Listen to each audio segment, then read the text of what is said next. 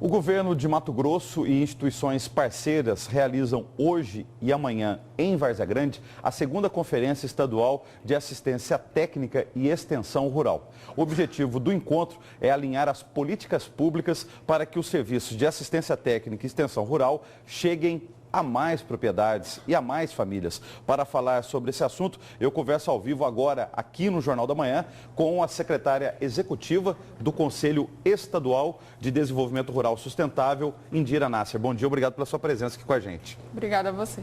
Inicialmente, eu gostaria que a senhora falasse para a gente aqui sobre essa área da produção mato-grossense, a área da assistência técnica e extensão rural, chegando principalmente a agricultores familiares, é isso? Exatamente. Nós temos uma estimativa do governo federal de que no Brasil nós temos mais de 2 milhões de agricultores familiares. No estado de Mato Grosso, é muito bom você falar que nós temos um número muito atual da Empaer, que lançou ano passado Empaer em Números, e que nessa publicação mostra que nós temos 104 mil agricultores familiares no estado, sendo que a Empaer esteve presente entre janeiro até setembro de 2015 em 34 mil famílias. É uma atualização, porque a gente ouviu, por exemplo, lá em 2014, ainda durante a campanha eleitoral para governador, que se falava em 180 mil famílias. Então, são 104 mil famílias em Mato Grosso. 104 mil famílias no estado, sendo que a Empaer chegou ano passado efetivamente a 34 mil. Se realmente esse número era superestimado, mas nós temos um dado super atual. Ou seja, a assistência técnica, a política pública da assistência técnica está chegando a 1/3 das famílias em atividade. Quais são os entraves, as dificuldades para completar aqueles outros 2/3? Quais são essas dificuldades? As principais dificuldades que a gente vê no campo normalmente são famílias que vivem no meio rural, porque agricultor familiar também entre os índios, entre os quilombolas, então são comunidades muito longes. Nós também precisamos de uma terra de qualidade e efetiva, não adianta só pôr extensionistas no campo, eles precisam ser preparados, muito bem preparados, e preparados para toda a diversidade que ele vai encontrar no campo. A realidade de um quilombola não é a diversidade de um agricultor familiar em Nossa Senhora do Livramento, que não é a mesma realidade de, por exemplo, de um pescador artesanal. Então, se precisa melhorar a ATER de um modo geral. Isso aí nós estamos falando da parte do poder público e do poder público do Estado. Né? Não estamos falando nem de governo federal, nem prefeituras. Não. Vamos falar agora dessas próprias famílias, dessas 104 mil famílias. Quais dificuldades elas enfrentam no dia a dia e, assim, na maioria das vezes? Na maioria das vezes vamos dizer assim, é o extensionista, a pessoa que trabalha com a terra está lá com maior frequência principalmente, né? Porque normalmente nós temos, infelizmente, um extensionista ou 2 extensionistas com uma área muito grande. Então nós precisamos aumentar em quantidade, em número efetivo e também em qualidade. Isso nós estamos falando do conhecimento para produzir. Mas, por exemplo, regularização fundiária, financiamento, eles também enfrentam esses problemas. Tudo isso entra no trabalho do extensionista. A ATER não é simplesmente a assistência técnica que é de, olha, vamos melhorar a sua produtividade, vamos melhorar a sua gestão.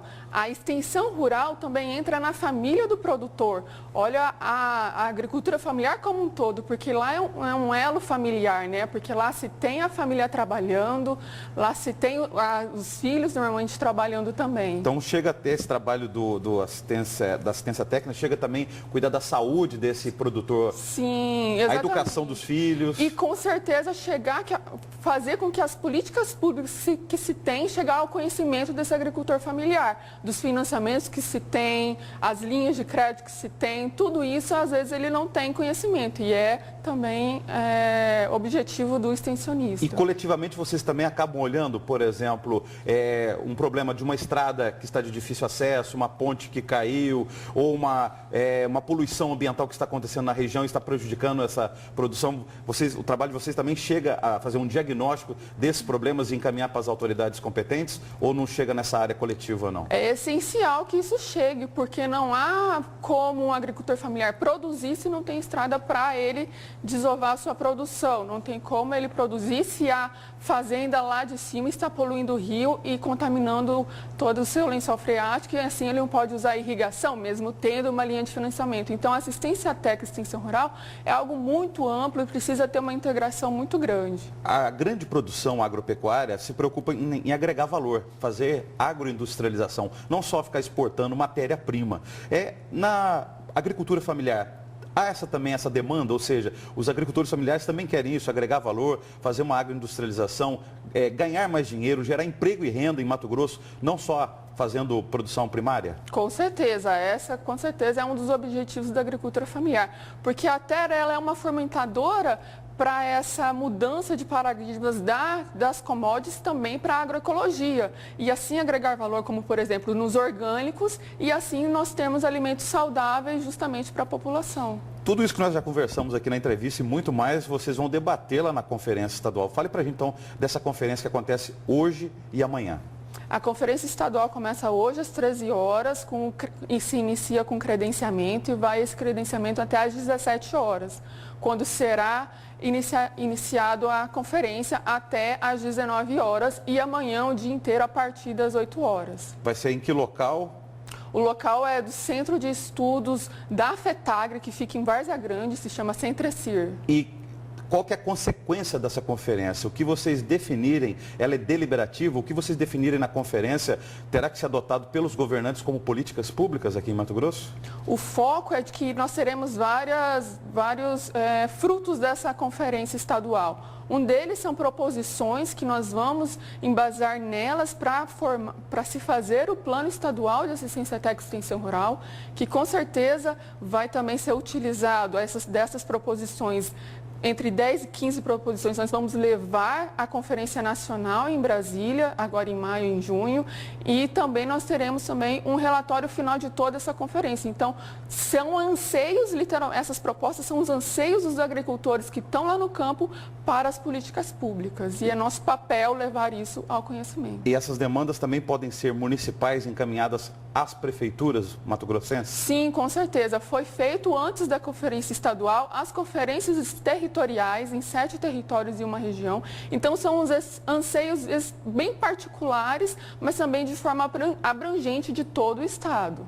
Como que essas 104 mil famílias vão participar, individualmente ou através de cooperativas, de associações? A participação dentro da conferência estadual é através dos delegados que foram eleitos nas conferências territoriais. Eles foram eleitos justamente para ter voz e voto na conferência estadual, para que essas proposições, as principais, sejam levadas à estadual. E na nacional e dentro da estadual serão eleitos mais 20 delegados que serão os representantes do estado na conferência nacional. Muito obrigado pela sua presença, boa conferência lá em Várzea Grande e até uma próxima entrevista. Obrigada.